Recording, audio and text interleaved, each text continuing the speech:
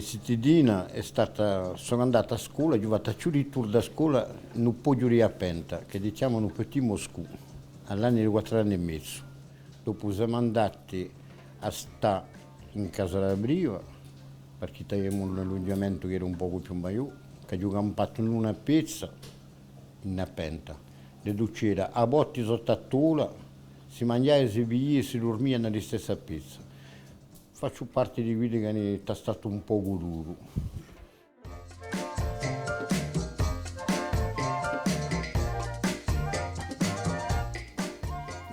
Penso che un ricordo di giustamente, visto come della società uguale, sul momento che ho passato in Sappezza Rappenta, solo un cubabbo, mi fermo preso, sabotti sotto a tavola, per do uino, mangiare e per me questi sono poi i momenti più forti della mia cittadina.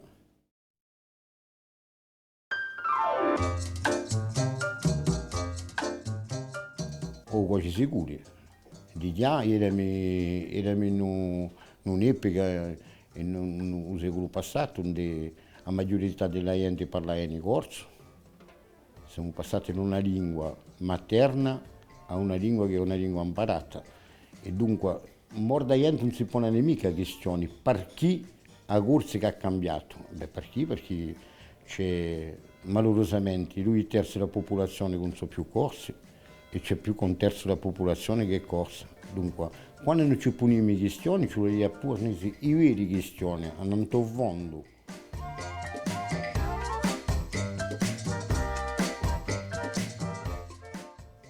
Se non verremo così, se non maestremo mi conosce il destino, diventerò pessimista.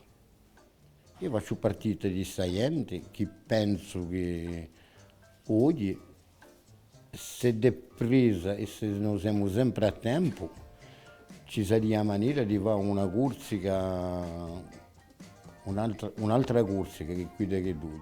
Ma a una sola condizione, che domani potessimo ammaestrare il nostro destino.